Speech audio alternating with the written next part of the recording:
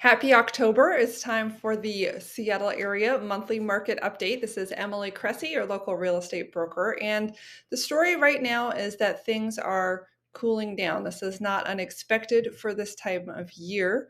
Here in the Seattle area, we have usually a big bump in spring and a little bump in autumn, and then things start to cool down. Unfortunately, that September and October bump that we're used to seeing doesn't seem to have been borne out, at least so far in the September data.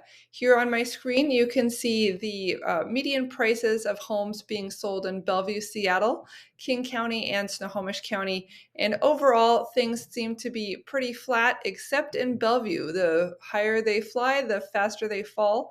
And the other areas I would say are following a slightly downward trend, except for Snohomish County, which is trending up. We tend to see more affordability out there, which is a plus for a lot of people, especially in the current high interest rate environment. Looking over here at this table on the right, we can see that year over year at this time, we're actually very close to where we were last year. The biggest changes in Seattle were down 2.5% off of last year's prices. And in Snohomish, the biggest changes in Bellevue, where we're down almost 5% off of last year's prices. And in Snohomish, we are up 1.8%. So overall, if you're looking for a big crash, that doesn't seem to be happening. Although if you've been waiting to pick something up on the east side, now might be a good time to take a look at that. Moving into the number of homes for sale, we're generally seeing this trend up. There are more homes sitting on the market right now. It's taking longer for things to sell, and they're just not moving as rapidly. But it is still considered a seller's market. So looking at the month's supply of inventory, we only have about 2 months supply. That means if no more homes came on the market, we would sell out of property in the next 2 months.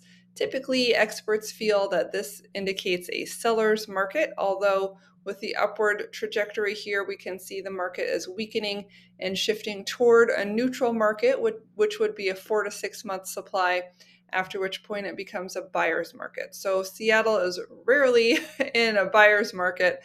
We typically are always in a seller's market. So, however, if you're looking for a deal, that type of a thing, you might be able to pick up some good options between now and next spring, as the market does seem to be a little bit softer. The big challenge, of course, is that interest rates are high, but interest rates can change. In the future, you can refinance. You could get an adjustable rate mortgage to start with a lower interest rate right now and then refinance in 5 to 7 years when that adjusted, or maybe you'll be moving on in that time and you don't need a 30-year locked rate. So there are different loan options that can help you get a lower price on your mortgage. In addition, the dollar value of the home does not change. So if you do end up needing to sell in the future, you will have that much more equity. Last, I'll just share the days on market, which continues to be very fast. What we're seeing here is that most homes are selling within 2 weeks, some within a week, and this is a longer time to sell. So if you're putting your house on the market to sell, you may not be confident in really getting it sold right away, like maybe you could have during the unicorn years of the last couple years. But on average, things are still moving quickly. You just need to plan for how you're going to handle that, if you're going to vacate your home, if you're going to show it while you live in it, or what the plan is there. So happy to help you strategize through all of that if you'd like.